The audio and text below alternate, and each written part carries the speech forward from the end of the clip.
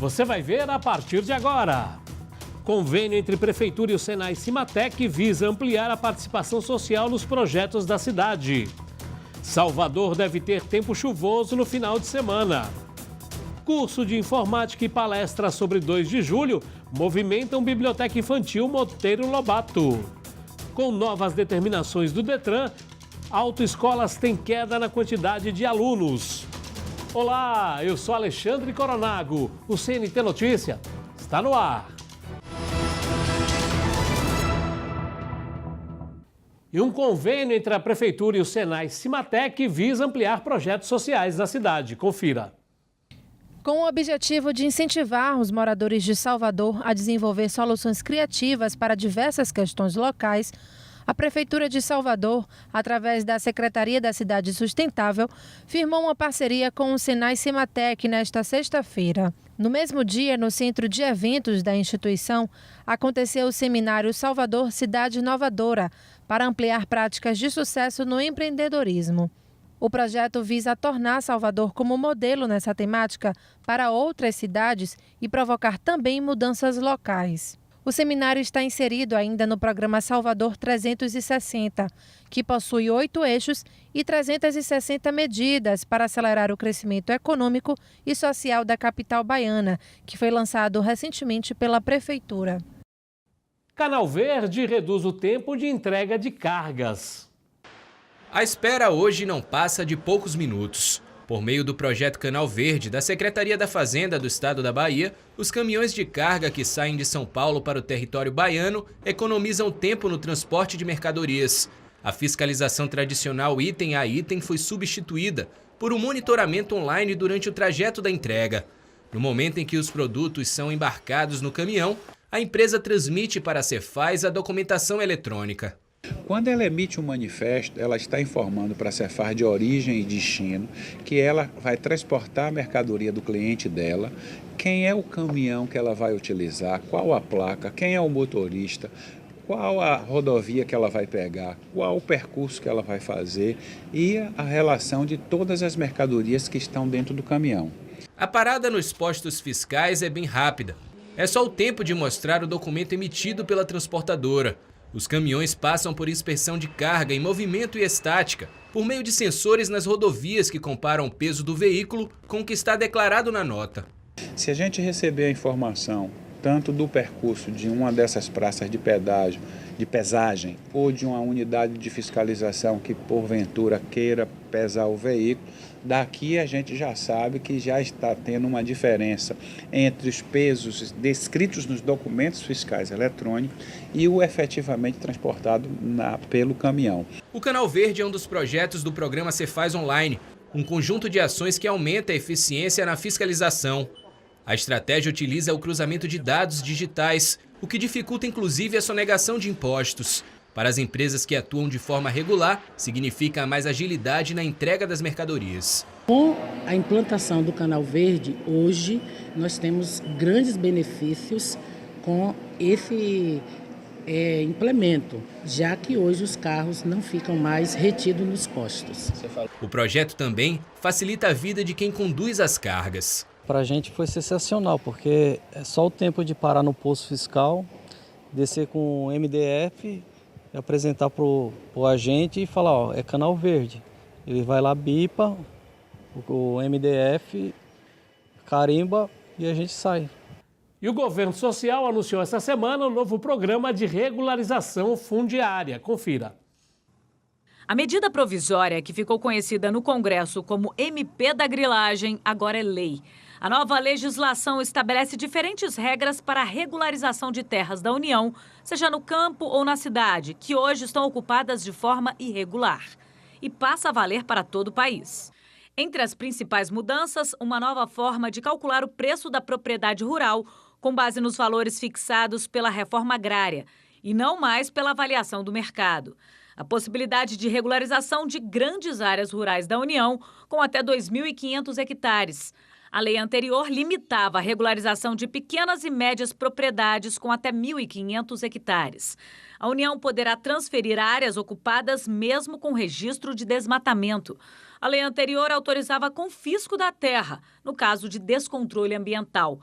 Para a regularização de terrenos na área urbana, houve uma flexibilização das regras para condomínios e loteamentos de alto padrão. Extinguiu o licenciamento ambiental para áreas de interesses sociais e criou o direito de laje, ou seja, a regularização de lotes que são ocupados por titulares distintos que ocupam a mesma área, é o caso das favelas. O governo diz que as mudanças modernizam a regularização fundiária no país e que milhares de pessoas no campo e nas cidades terão mais segurança jurídica. A partir de agora, esses moradores pelo Brasil afora terão CEP, terão endereço, terão serviço de concessionários públicos legalizados. Mas ambientalistas alegam justamente o contrário. Dizem que essa lei foi encomendada a dedo pelos ruralistas, que serão diretamente beneficiados pela regularização das terras invadidas. Como os valores serão calculados com base na política da reforma agrária, a expectativa é de que as terras da União sejam vendidas por preços bem aquém dos praticados pelo mercado imobiliário. O Instituto Socioambiental diz que a nova lei é um contrassenso, justamente nesse momento de crise financeira, em que o governo acumula um rombo de quase 60 bilhões no orçamento, e que as mudanças vão ampliar o desmatamento e a concentração de terras nas mãos de poucos. Na prática, ela regulariza a grilagem de áreas públicas, inclusive permitindo que esses grileiros paguem o mesmo preço que as pessoas beneficiárias da reforma agrária pagariam. E você vai ver no próximo bloco. Salvador deve ter tempo chuvoso neste final de semana. Não saia daí, o CNT Notícia volta já.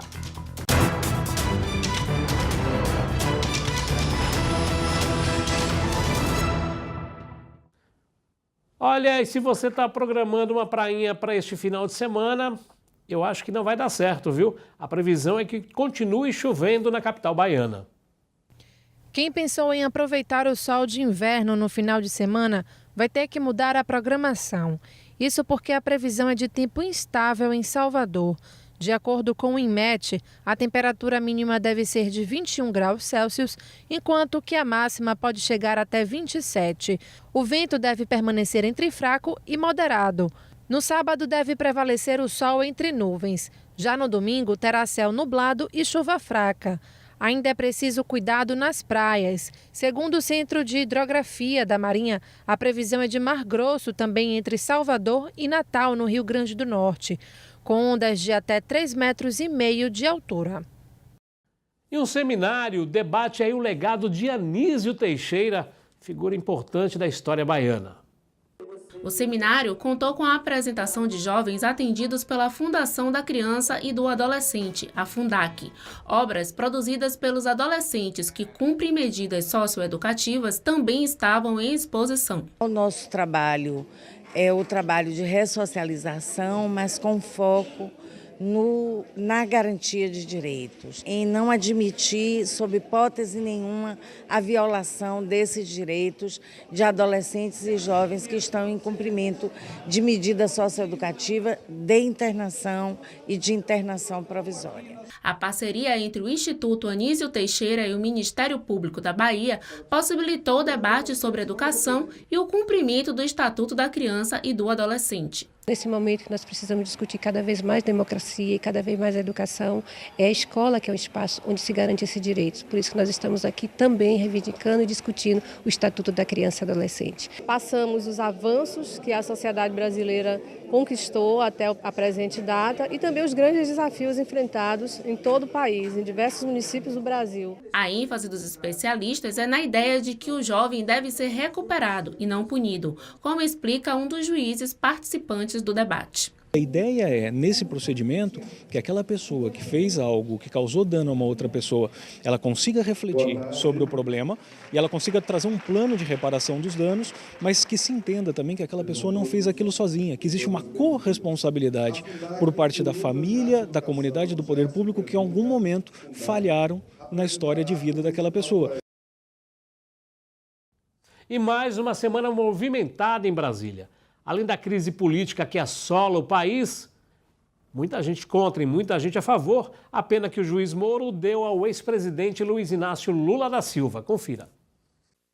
A sentença é do juiz Sérgio Moro, da Justiça de Curitiba. Ele também proibiu o ex-presidente Lula de exercer cargo público pelo dobro do tempo da pena, ou seja, por 19 anos. O juiz afirma na sentença que Lula recebeu mais de R$2 milhões em propina, no caso do triplex, e ainda ocultou o patrimônio.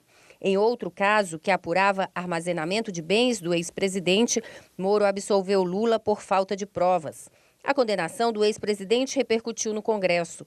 Aliados saíram em defesa de Lula e afirmaram que não há provas.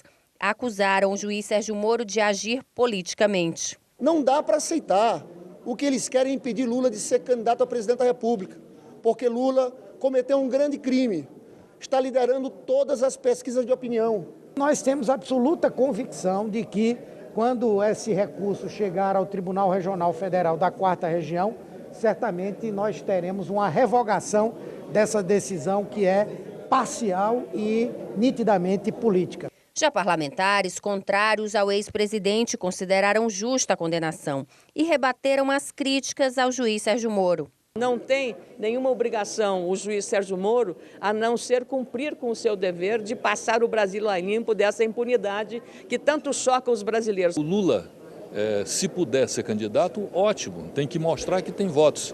Ele tem uma rejeição brutal. Acho que o mal que ele causou ao Brasil é só não ver quem não quer. O Palácio do Planalto não se manifestou. A sentença é vista com cuidado. Por um lado, tira o foco da denúncia contra Temer, mas por outro, pode abrir precedente para condenações de outros políticos. A ex-presidente Dilma Rousseff divulgou nota em solidariedade ao ex-presidente Lula. Ela classificou a condenação como um absurdo jurídico que envergonha o Brasil. O Partido dos Trabalhadores e sindicatos também se manifestaram contra a condenação. E amanhã, aliados do ex-presidente prometem fazer um ato em apoio a ele no Instituto Lula, em São Paulo. A condenação do ex-presidente Lula também repercutiu na imprensa internacional. O site da rede de TV britânica BBC noticiou: ex-presidente do Brasil, Lula condenado por corrupção. O jornal americano Washington Post lembrou que Lula responde a outros processos. O jornal argentino Clarín destacou a sentença de 9 anos de prisão. Advogados de Lula vão recorrer da decisão de Sérgio Moro e esperam reverter a sentença na segunda instância. Depois de 3 anos de investigações com a devassa na vida do ex-presidente, dos seus familiares, colaboradores, a única coisa que a sentença identificou para dar sustentação a uma condenação pré-anunciada foi o depoimento do senhor Léo Pinheiro. E você vai ver no próximo bloco, novas normas do Detran diminuem o número de alunos em autoescolas. Não saia daí, o CNT Notícia volta já.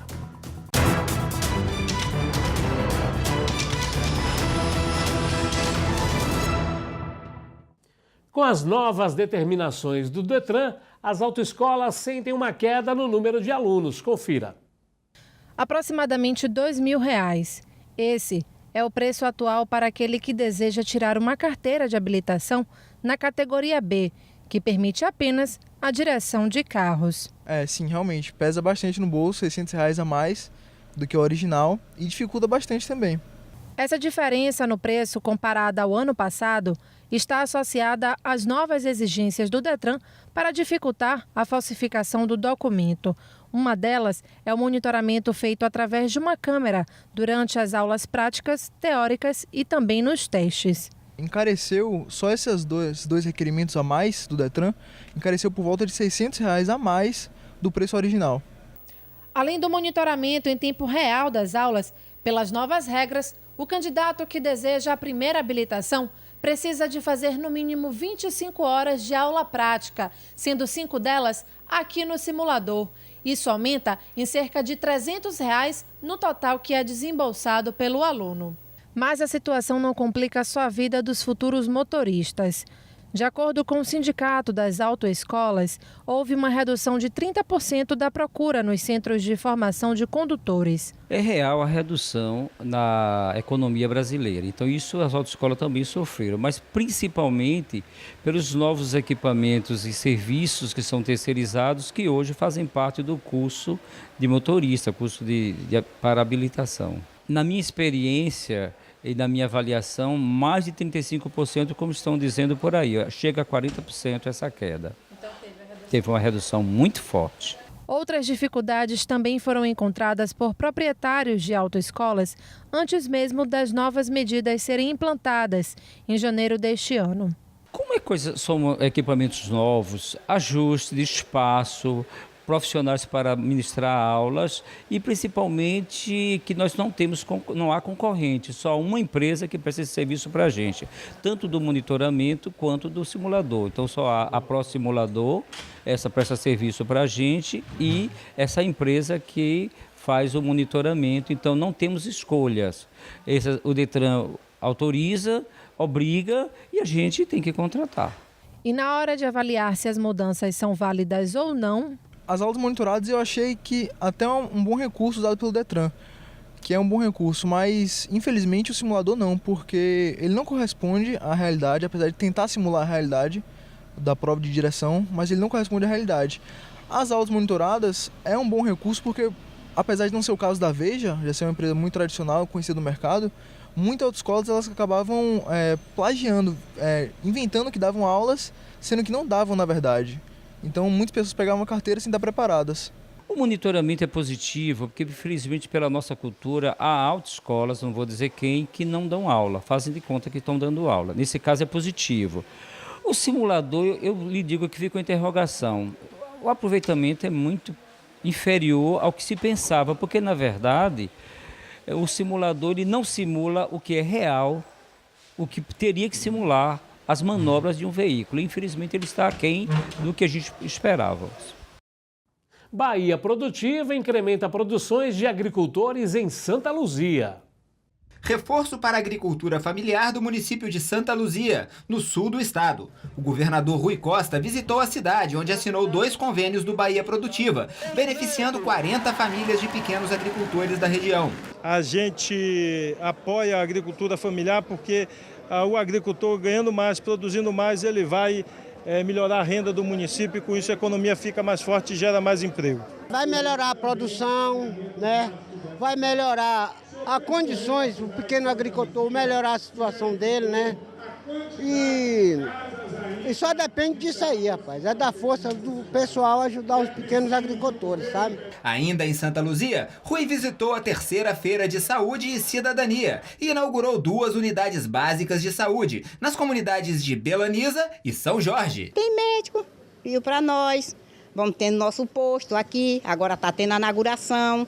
Então, para mim, está tudo bom, graças a Deus. Não precisa sair daqui para ir lá para baixo, para o outro local, que já estamos aqui no principal. Curso de informática e palestra movimentam a Biblioteca Monteiro Lobato. Mais de 50 alunos da Escola Estadual Severino Vieira tiveram a oportunidade de conhecer um pouco mais sobre o 2 de julho. Eles assistiram uma palestra sobre a independência da Bahia na Biblioteca Infantil Monteiro Lobato, em Nazaré.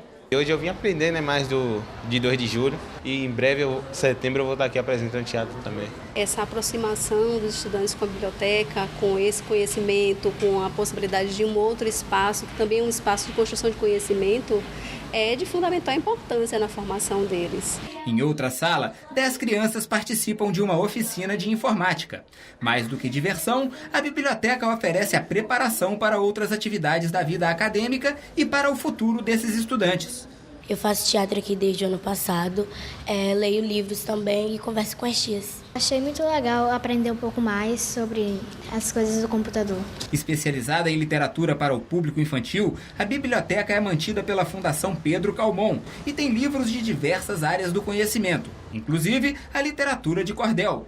Durante todo o ano, o espaço atrai milhares de jovens com diversas atividades. A Biblioteca Monteiro Lobato é muito visitada, principalmente por escolas. Temos oficinas agora em julho, ligadas ao 2 de julho, a mosaicos, oficinas de arte, oficinas de teatro, oficinas de redação. Confira agora a previsão do tempo para este sábado em Salvador. De acordo com o tempo agora, a previsão para este sábado é de sol alternando com chuva em forma de pancada rápida e isolada ao longo do dia. A temperatura mínima é de 19 e a máxima de 28 graus. E assim nós chegamos ao final de mais uma edição do CNT Notícia. Como sempre, é claro, agradecendo a sua companhia e a sua audiência. Desde já, marcando encontro para a próxima edição. Eu te espero, hein? Um excelente final de semana e até lá!